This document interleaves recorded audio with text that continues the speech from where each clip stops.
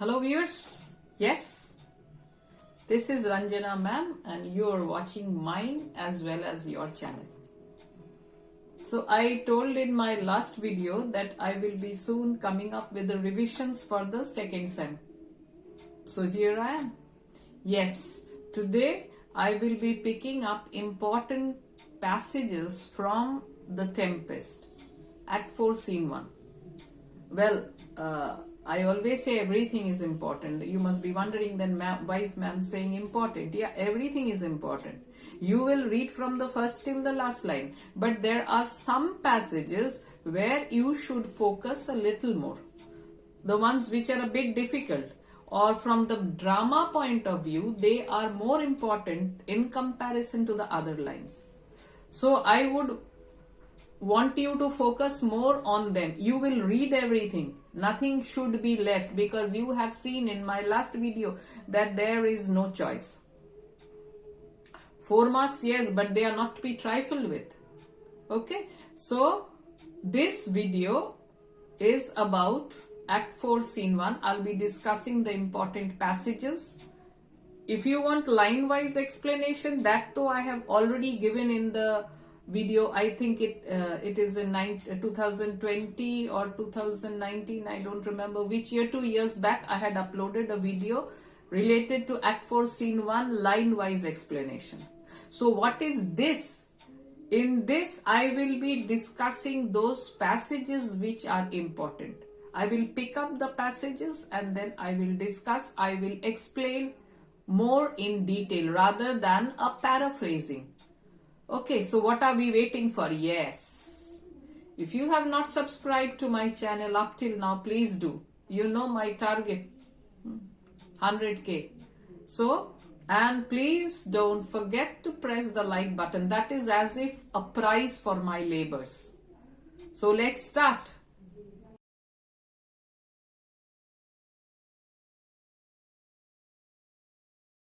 So in Act 4, Scene 1, we find Prospero as a concerned father. He is happy that these two have fallen in love with each other at the first sight. Then Ferdinand has successfully passed the test. He seems to be quite a sincere lover. So Prospero is happy and now he comes to Ferdinand. So the first speech is very important. So where he says to Ferdinand, now he feels it is the time to tell Ferdinand that I am not that type of rude person. If I have behaved rudely, it is with a purpose. And to give him the good news. So the first passage is very important. Prospero to Ferdinand, if I have too austerely punished you, your compensation makes amends. For I have given you here a third of mine own life, or that for which I live, who once again I tender to thy hand. All thy vexations were but trials of thy love, and thou hast strangely stood the test. Here, afore heaven, I ratify this my rich gift. O Ferdinand, do not smile at me that I boast her of. For thou shalt find she will outstrip all praise and make it halt behind her. So Prospero comes. Now he feels I have taxed Ferdinand a lot, so I should come and give him the good news. So he tells Ferdinand that if I have punished you in a very severe manner, the compensation which you will get, that will make up for it. That means what will you get in compensation? You will get Miranda, because I have punished you badly, severely. Now, as a compensation, I am handing over Miranda to you. She is as if 1/3 of my existence. I hand over my daughter to you.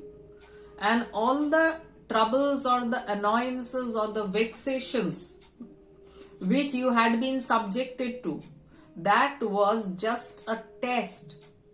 I was testing how sincere your love for Miranda was. So were but my trials of thy love. And thou hast strangely stood the test, and you have passed the test very well. So now what does he do? he calls God as witness or heaven as witness and hands over Miranda to her. Here, afore heaven, I ratify this my rich gift. So I hand over my rich gift with heaven as witness.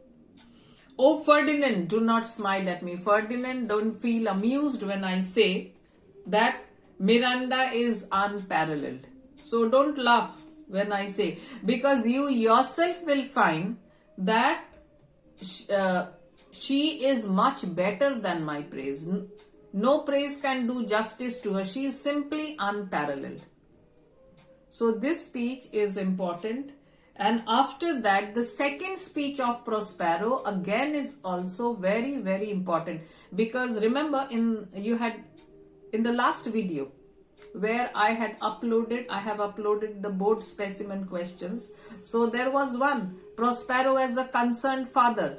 So this speech is related to that. This shows Prospero's concerns for Miranda.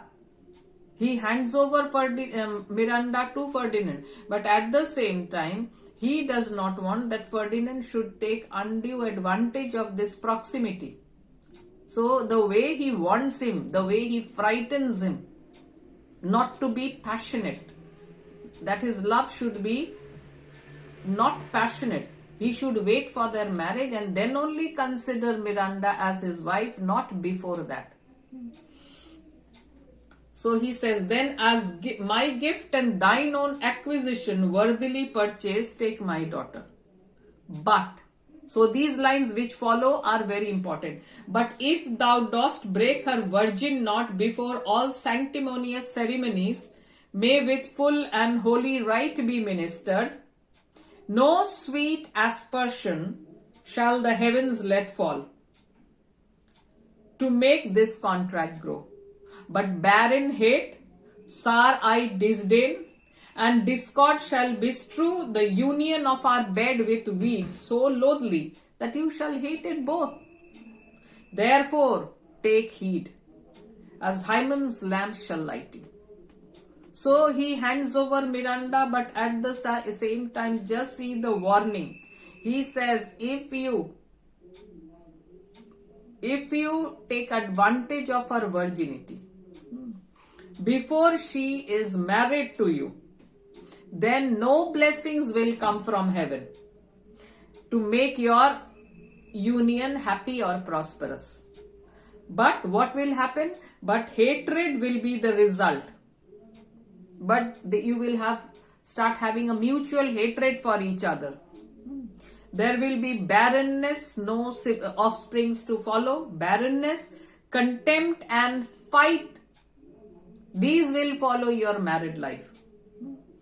And your married life will become so disgusting that you will hate each other. So, wait till the marriage takes place. I am handing her over to you.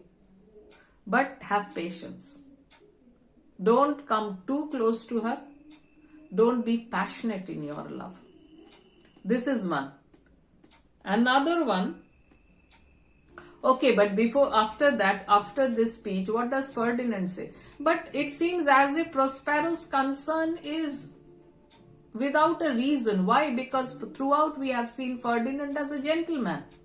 He has never shown any passion or the feeling of inclination to be physical with Miranda. He has never shown anything. He rather admires her, adores her. He worships her. It is that type of love, a very pure love. So he says, as I hope for quiet days, fair issue and long life, with such love as it is now, the murkiest den, the most opportune place, the strongest suggestion, or worser genius shall never melt mine honor into lust, to take away the edge of that day's celebration, when I shall think, or Phoebus' steeds are foundered, or night kept chained below.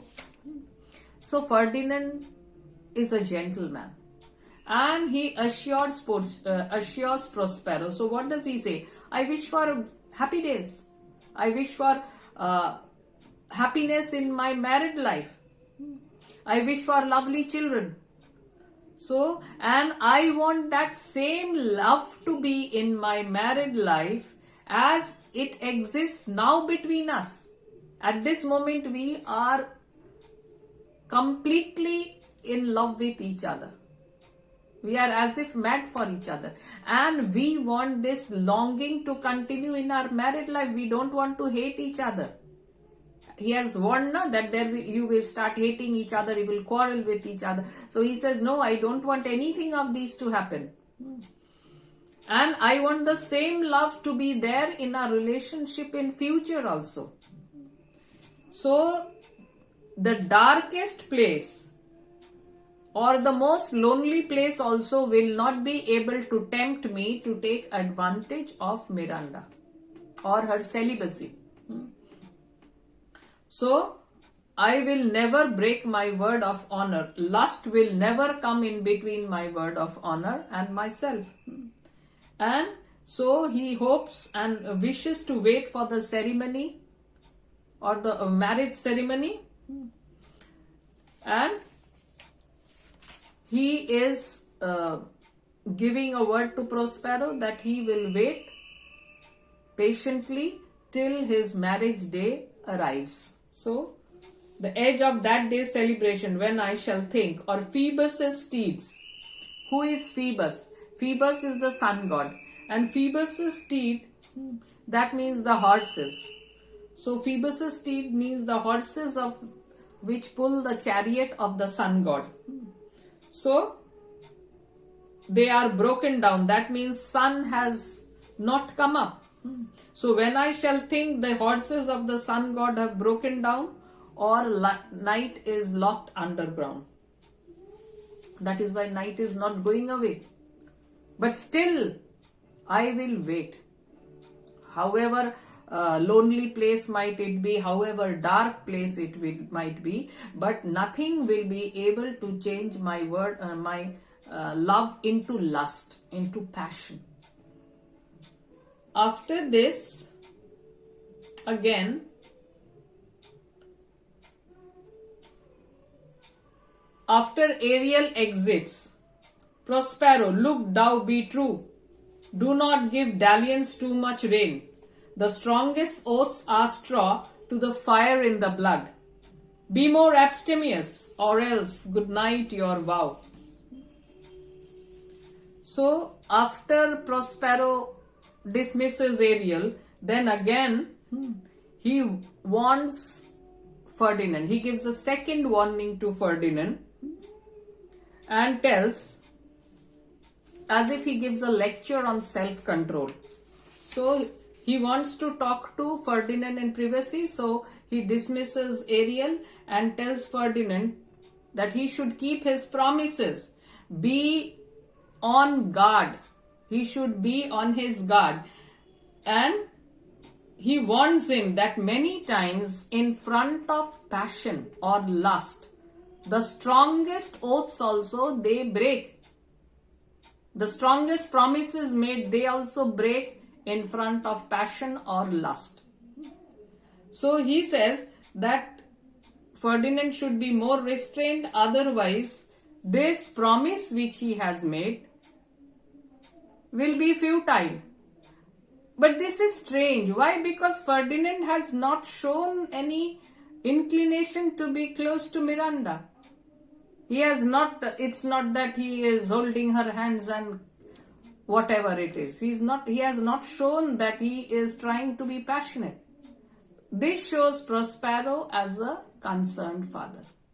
It is because he is a father, he is afraid that these two young lovers, they might do something wrong because of their closeness. So he keeps on warning Ferdinand.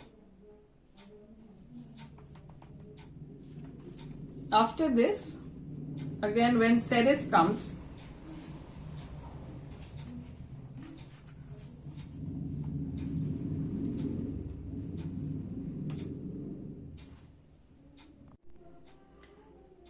so Prospero wants to give an idea of his magic, the power of his magic to Ferdinand and Miranda.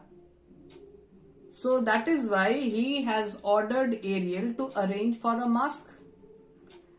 Remember Masque in Merchant of Venice, which finally was cancelled, but they were preparing for the Masque. So Masque actually was a favorite form of entertainment in those days. So this is also the Masque here. So Iris, Ceres, they are not the real gods or goddesses. They're not the real goddesses and all that. They are actually Ariel and the other spirits performing the role of one or the other. So this speech of Iris, Ceres, most bounteous lady, thy rich lees of wheat, rye, barley, vetches, oats and peas, thy turfy mountains where live nibbling sheep, and flat meads thatched with stover them to keep. Thy banks with pointed and twilled brims, with spongy April at thy hest betrims, to make cold nymphs chaste crowns, and thy broom groves, whose shadow the dismissed bachelor loves, being lass-lorn. Thy pole-clipped vineyard, and thy sea marge sterile and rocky hard, where thou thyself dost air the queen of the sky, whose watery arch and messenger am I, bids thee leave these, and with her sovereign grace, here on this grass plot, in this very place, to come and sport. Her peacocks fly amain. Approach, rich Ceres, her to entertain. So here, Iris is as if calling. Iris has been commanded by Juno. Iris is who? Iris is the goddess of the rainbow. And he is calling up Ceres. Why? Because on the orders of Juno. And who is Juno? I told you earlier also. Juno is the queen of the god. Queen among the goddesses. The king is Zeus. And she is the queen. So at her command, Iris is calling up or invoking Ceres. And Ceres is actually the mother earth. And to come and bless the marriage of Ferdinand and Miranda. So it's going to be a royal party as if. All the gods and goddesses, not in reality, but they are coming in the disguise, in these disguise. Juno, the goddess, is come to bless. Iris, Ceres. Ceres is as if the goddess of the earth. So, goddess, she is actually also the goddess of abundance. So if she comes and blesses Ferdinand and Miranda, they will never be in lack of something. They will be never lacking in something. They will always have everything in abundance. So over which things does Ceres have power? So Ceres is the goddess of plenty. So she is being called to leave the fertile lands which yield wheat, rye, barley, vetches, oats, peas. The grassy mountains also, she has power over them. They are hers. And slopes on grassy mountains, the slopes on which the sheep grazes. Plain fields thickly covered with a crop of grass. The river banks also, which are full with marsh, gold and tulips. So, this Ceres is being asked to come and attend the marriage of Ferdinand and Miranda. So, Ceres should come so that nymphs may make pure chaste crowns for the couple. Ceres should leave the blossoms of April and the shadows, which is a favorite place of retreat for the rejected lover. So what does the rejected lover do? He goes and takes refuge in the shadows of the vineyard in which the vines grow. So that means all the places which are in abundance, which are full of plant and vegetation. So Ceres has complete control over them. So she is the goddess of plenty. So all these things, through all these things, what is Iris trying to impart? That Ceres has control over all these things, but you leave all these things now and come here on the commands of Juno to attend the marriage of this couple, so that their marital life has no dearth of anything. They are always full of abundance. So Iris also tells Ceres that she should come immediately, because Juno is also coming. The peacocks which draw the chariot of Juno, they are coming. So this is the invoking speech which Iris gives to bring Ceres here. So then Ceres also comes. Juno comes. Ceres, Juno hasn't come as yet. Ceres comes. Hail many colored messenger, many colored messenger, rainbow, it has many colors. Hail many colored messenger that never dost disobey the wife of Jupiter. Jupiter is the king of gods. Another name is Zeus, Z-E-U-S, another name for Jupiter. So she greets Iris as many colored messenger who never disobeys the queen or the wife of Jupiter. Who with thy saffron wings upon my flowers diffusest honey drops, refreshing showers, and with each end of thy blue bow dost crown my bosky acres and my unshrubbed down. Rich scarf to my proud earth, why hath thy queen summoned me hither to this short grass green? So Ceres, she also addresses Iris in an equally honorable manner. So she says that, many colored messenger, you never disobey the queen of the goddess. So from your yellow colored wings, so you shake off from your yellow colored wings, reviving raindrops upon my flowers. So my flowers blossom. I have control over flowers, but how do they blossom? It is with your help. The raindrops which comes from your wings, and they fall on my flowers, and my flowers revive. They become fresh. And you also stretch your bow over my fields and cover the woods and bare barren hills and fill them with vegetation, adorn them. Yeah, when raindrops fall on these places, they become again full of life. So, and then she asked that, why has your queen brought me here, asked me to come here to this place? Contract of true love to celebrate, and some donation to freely to estate on the blessed lovers. So my queen has called you to bless the true love of a couple and to bestow some good gifts to them, to the happy lovers, to donate some good gifts to these happy lovers.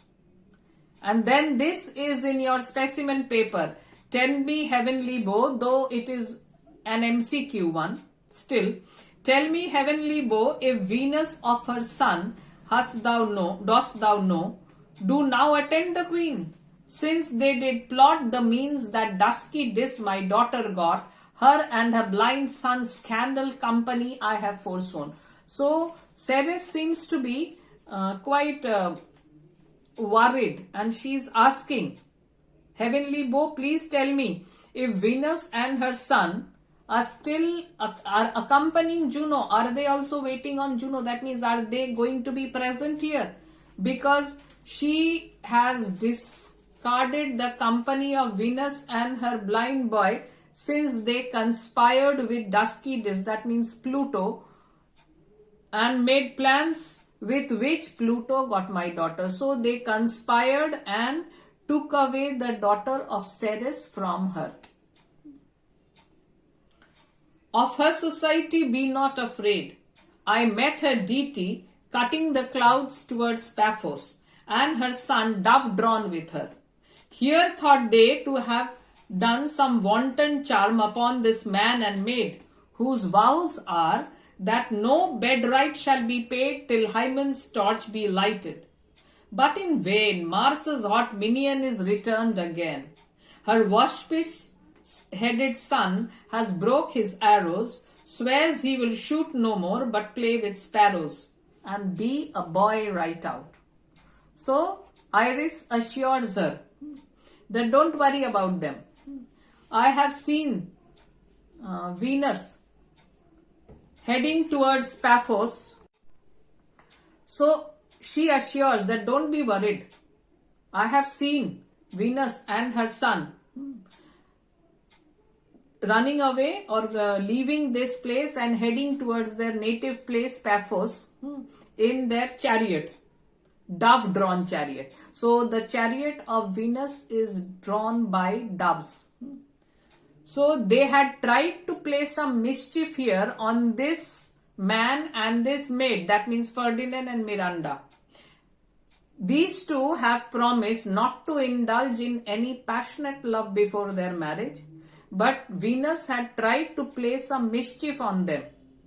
But since they are quite strong in their promise and Venus could not achieve her end, her wishes were not fulfilled, so disappointed they are running away or heading towards their native place.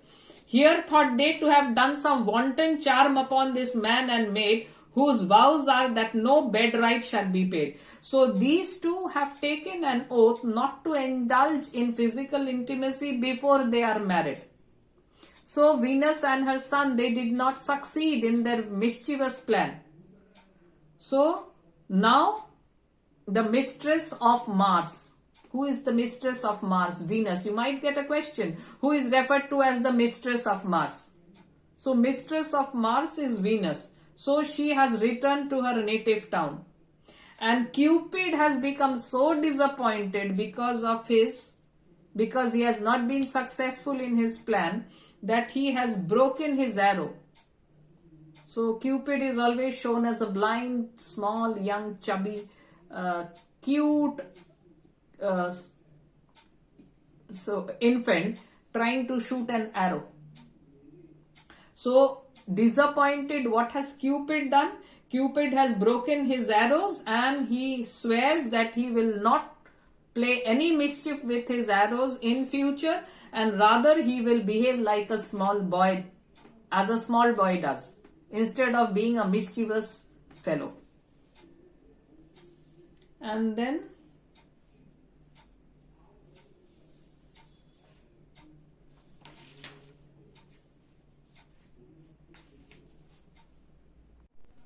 so after this, what happens? Juno and Ceres, they both bless the couple. So how does Juno bless? Honor, riches, marriage blessing, long continuance and increasing. Early joys be still upon you. Juno sings her blessings on you. So this is how Juno blesses the couple. So may you have honors, riches, happiness in your married life, a long life, and may all these blessings and joy, they keep on increasing every hour. So these are the blessings of Juno upon you. Very nice blessing. And how does Ceres bless the couple? The very next speech. Earth's increase, poison plenty, barns and garners never empty. Vines with clustering bunches growing, plants with goodly burden bowing. Spring come to you at the farthest, in the very end of harvest.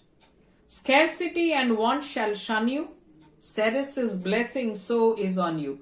So Ceres, being the goddess of plenty or the goddess of abundance, how does she bless them? So she says that all the things that the earth produces, may you have them in plenty. May your barns and granaries, may they never be empty. May they be overbrimming, full, always full. May the vines always be hanging with grapes. The plants, may they be burdened with fruits always. And let spring come the moment the harvest is over and continue till the last. Spring is the season when everything comes forth to life. And May you never be in want of anything. May you always have security and never be in need or want of anything. This is the blessing which Ceres. This is how Ceres blesses you. This is the blessing of Ceres upon you. So this mask revelry continues for quite some time, while Iris keeps on calling the nymphs and also the sicklemen, sunburned sicklemen, and it is going on quite fine. Then suddenly Prospero gets agitated. Something is troubling him.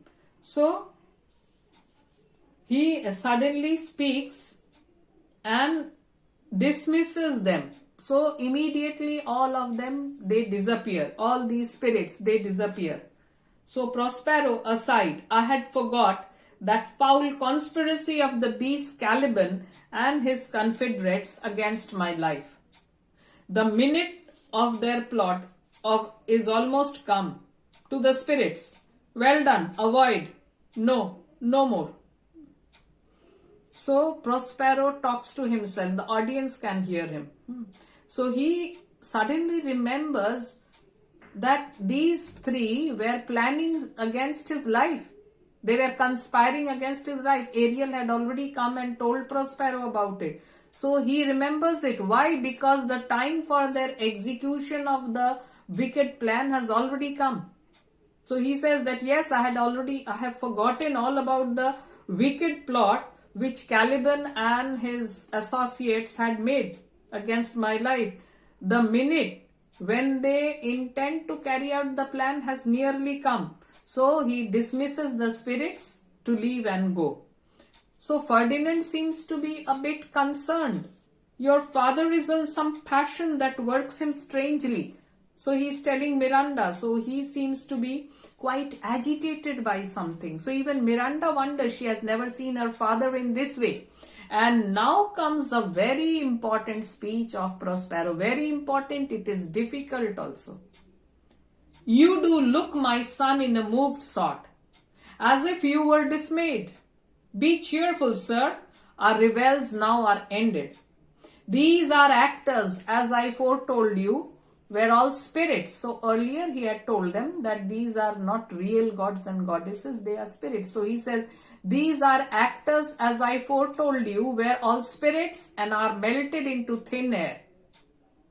And like the baseless fabric of this vision, the cloud-capped towers, the gorgeous palaces, the solemn temples, the great globe itself, yea, all which it inherit, shall dissolve. And like this insubstantial pageant, faded, leave not a rack behind. We are such stuff as dreams are made on, and our little life is rounded with a sleep. Sir, I am vexed. Bear with my weakness.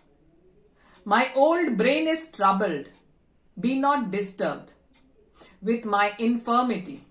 If you be pleased, retire to my cell, into my cell, and there repose. A turn or two I'll walk to still my beating mind. So I told you this is a very... So Prospero now sees that Ferdinand seems to be a bit bewildered. He seems to be a bit confused, perplexed. So he is telling that you don't need to be worried. The performance or the pleasures or the revelry which you were viewing up till now, they are over. So the creatures or the spirits who took part in the masque, they have also now dissolved into the thin air. So in the same way as they have dissolved, these are actors, as I foretold you, were all spirits and melted into thin air. And like them, all the things that this world has. So the sky-kissing towers, splendid palaces, the holy temples, the world itself, and all the creatures which are in this world, which live in this world, one day, like this masque or this revelry or this performance which the spirits had put, and just melted into thin air, all these things will also melt into thin air. They will fade away. That means nothing is permanent. With one day, everything will disappear. So, in the same way as the spirits have left without leaving any trace, the snow-capped mountains, the gorgeous palaces, the temples, the world itself with all the creatures inside it, one day they will all melt away. So we human beings, we feel proud of our work. But we cannot hold them forever. We cannot hold ourselves forever. We are also not immortal, and yet we pride. We are proud of our achievements. But all things will pass away and melt into the thin air. It will not leave a trace behind. So, we are such stuff as dreams are made on. Dreams are insubstantial. They are not real. So, we are also not real. We won't remain permanent. We won't remain forever. As dreams are made on, and our little life is rounded with a sleep. Yeah, our little life ends in a sleep. We complete a full circle and our life ends in a sleep. That is the permanent sleep. Not the sleep which we have every day. That is the temporary one. So we start our life and then a circle is completed and our life ends in a sleep. And then he tells Ferdinand, "Sir, I am vexed. Yeah, I am annoyed. I am agitated. So please bear with my weakness. My old brain is troubled." So my brain is feeble on account of old age and I am feeling troubled. So please bear with me, and if you want, you can retire to my cell and take some rest. I will walk a little to calm down. I'll walk a little to pacify my agitated mind. So these two leave, and after that, Prospero plans with Ariel how to handle these lowly creatures who have conspired against his life. So Prospero calls Ariel, and then Ariel comes and he tells Ariel that they should prepare to meet with Caliban. So Ariel says that yes, I wanted to tell you about Caliban. I wanted to remind you about Caliban, but I was afraid that I might make you angry. So Prospero says, "Where did you leave these rascals?" So then Ariel's speech is a big one. Ariel says, "I told you, sir, they were red hot with drinking, so full of valor that they smote the air for breathing in their faces, beat the ground for kissing of their feet, yet always bending towards their project. Then I bet my tabor, at which, like unbacked colts, they pricked their ears, advanced their eyelids, lifted up their noses as they smelt music. So I charmed their ears that calf-like they my lowing followed, through toothed briars, sharp furzes, pricking gourds, and thorns which entered their frail shins.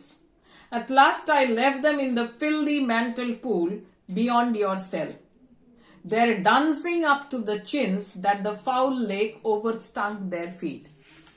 So Ariel's speech is important. Why? Because he gives a detailed account of where he had left these wretched fellows.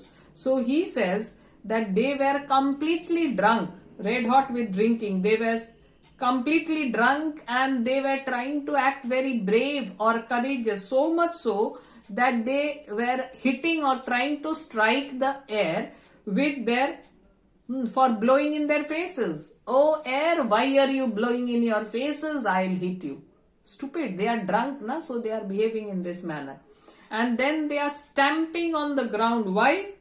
Because ground, why are you touching my feet? How dare you touch my feet? And then they stamp on the ground as if to beat the ground, punishing the ground for touching their feet. And yet, though they were so drunk, they never forgot for one moment the plan which they have in their mind, that task which they have to do. What is it? To kill Prospero. So then what did Ariel do? "Then I bet my tabor." So Then Ariel starts beating the drum, and when they hear the sound of this music, immediately they start behaving like colts. Remember Merchant of Venice? Colts also, they might be very unruly, but when they hear the sound of music, their fierceness disappears and they start listening to music. So here also these three wretched fellows, they behave like colts. They prick their ears, they lifted their eyes, they blew their noses as if they were trying to sniff the smell of music. And then what did they do? Ariel started proceeding. Then I charmed their ears. So he tried to cast a charm on their ears so that whatever they heard, they started following him. The music of the tabor made them follow Ariel. And Ariel led them. So how did they follow? They followed in the same way as a calf follows the lowing of the mother. The mother lows and calls out to the calf, mother cow. And then what happens? The calf, hearing it, goes towards the mother or follows the mother. In the same way, Ariel kept on beating the tabor and proceeding. And they followed in a calf-like manner. And Ariel deliberately took them through very dangerous paths like prickly plants and shrubs. And what happened? They cut into their skin, injuring their shins and all that. And finally, he left them in the foul pool, stinking foul pool behind Prospero's cell. And where they are at this moment, stinking up to their chins, dancing up to the chins, that the foul lake overstung their feet. So Prospero is very happy and he praises Ariel, and then he tells Ariel to go and bring some gorgeous clothes which he has in his cell, because he wants to lay a trap to catch these fellows. And after Ariel leaves, Prospero's lines regarding Caliban: a devil, a born devil, on whose nature nurture can never stick, on whom my pains humanely taken all lost, quite lost. And as with age his body uglier grows, so his mind cankers. I will plague them all, even to roaring. Come, hang them on this line. So Prospero is very angry and he says that Caliban is a born devil. So as if he is born with the wicked nature of a devil. So his nature is, even if you train him, it will not give anything profitable. And the pains which you take on him to train him, it will be all a waste. So yes, he had taken a lot of pains to make him a civilized creature, but he remained with his wicked ways. He did never forsake his wicked ways. Prospero and Miranda had been kind to him initially. And the more he grows with age, he becomes uglier physically and mentally perverse. So Prospero is very angry and he says, I will torture them till they roar out in pain, till they shout out in pain. I will go on torturing them. So finally, what happens? These three have managed to get up from that stinking pool and they reach this place. And Caliban is warning them that walk softly. We are close to his cell. So Stephano is quite angry and he says, you said this fairy which was playing the tabor is a harmless one, but just see what a stupid, foolish trick he has played on us. And Trinculo is also very agitated. Why? Because he feels that he is smelling of horse piss. And after that, Caliban keeps on pacifying them and says that please speak softly. He knows what will happen if Prospero gets to know about the plan. He doesn't know, Prospero is already aware of it.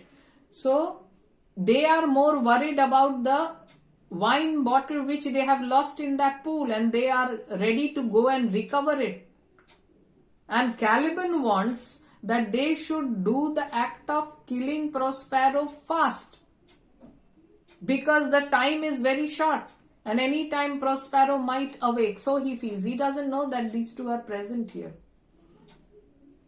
So he keeps on pacifying them. Prithee, my king, be quiet. This is the mouth of the cell. No noise, and enter. Do that good mischief which may make.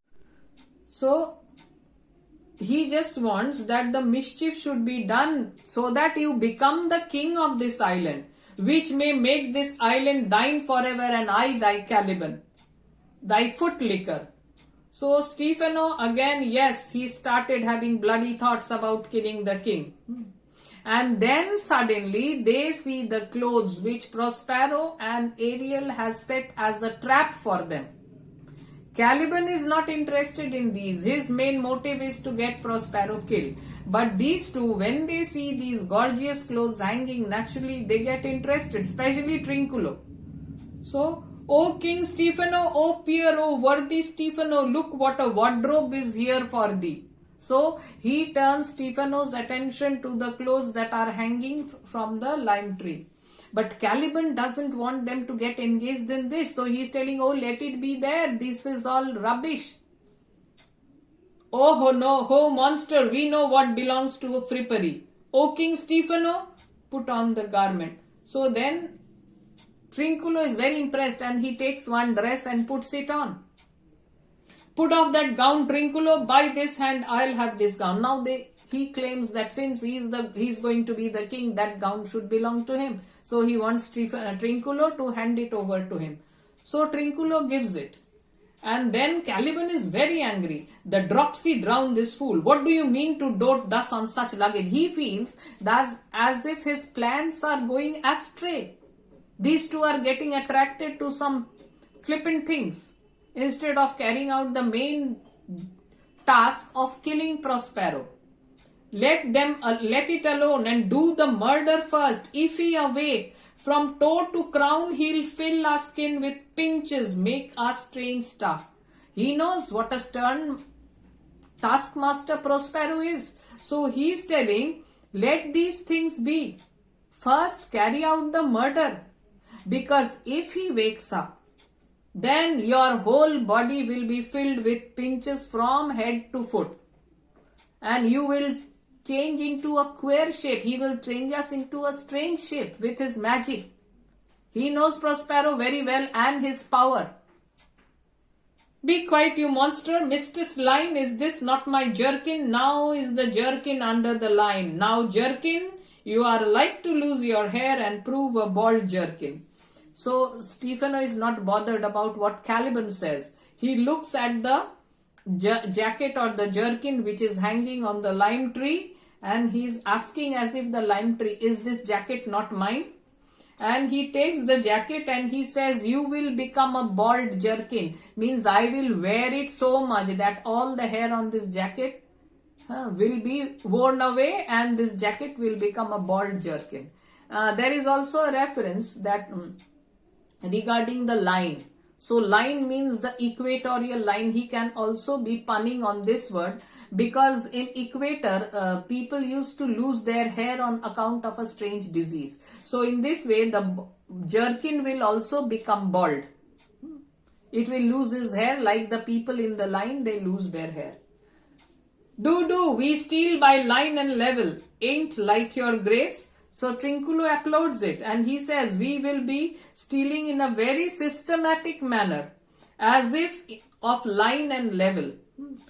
Will it please your majesty? So Stephano is very happy that he has been called the king. So he again, as a reward, he gives one garment to Trinculo, which shall not go unrewarded. He's behaving as if he has already become the king. So he gives a garment, and Trinculo wants that Trinculo and Stephano, they want, both of them they want that these garments should be carried out to that place where Stephano has stored the wine. So, but Caliban is not interested.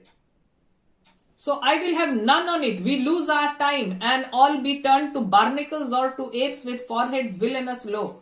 Caliban says, no, please, I'm not going to do anything like this because our time is running out, and if Prospero gets to know the punishment we will receive is unthinkable. We will be changed either into apes or barnacles or apes with foreheads very low, or to turn to barnacles. But Stephano doesn't listen. He orders him. And in the meantime, what does Prospero do? He and Ariel, with the help of the other spirits who have come taking the shape of hunting dogs. So, and as if Prospero and Ariel sets these spirits as hunting dogs on these three villains. Hey, mountain, hey, silver, there it goes. So one spirit is being referred to as a dog with the name of mountain. Another is being referred to as a dog with the name of silver. So hey, hey means lay, we say na, choo, choo, choo, like that we tell, we order our dogs to chase someone. So in this way, as if Ariel and Prospero setting the dogs on these three villains. And these spirits in the form of dogs, they chase Caliban, Trinculo and Stephano out of this place. And Prospero, go charge my goblins that they grind their joints with dry convulsions, shorten up their sinews with aged cramps, and more pink spotted make them than pard or cat of the mountain. So Prospero seems very angry, and he tells his spirits that go and trouble them, fill their joints with pain, and make their muscles so cramped in the same way as aged people, they suffer from cramps. Cover their skins with pinches in such a way that they look like leopards. Leopards have spots on their skins. Pinch them in such a way so that they also have black spots all over their skins, just like that of a leopard. So, hark, they roar. So they are roaring or yelling or crying out in pain. That means the spirits have started doing the job of torturing them. Let them be hunted soundly. And this speech again is very important. At this hour lies at my mercy all mine enemies. Shortly shall all my labors end, and thou shalt have the air at freedom. For a little, follow and do me service. At the end of this speech and the end of this scene and act, Prospero is a satisfied man. He is happy. So he says, let them be hunted completely. That means go on torturing them soundly. And the satisfaction in him, at this moment all his enemies are at his mercy, whether it is Alonso, Sebastian or Antonio, or whether these lowly creatures, they are all under his control. They are at his mercy. If he is merciful, they will be saved. If not, they will suffer. And then the labors which he had been doing up till now, they will soon end. And then he tells Ariel, you will also be free to roam through the air as you wish. So you will have to be with me for a little while and carry out my orders. So this is where Act 4 Scene 1 comes to an end. So I have discussed more or less the important places which you should read more than the others. You will read everything, I keep on telling, because you can't miss anything. Everything is compulsory. But at the same time, if the important lines are read and reread again, you will be able to answer better. So that is why I am stressing on these. Not that you will read only these few lines. You will be reading A to Z of each and every scene which you have in here. You don't have much. You have only 2 scenes. Act 4 Scene 1, Act 5 Scene 1. But at the same time, don't leave anything. Please don't. You might be at risk of losing 4 marks. You might not be able to answer if you leave something. So please do, so that you get the best. Okay, bye then, and don't forget to subscribe.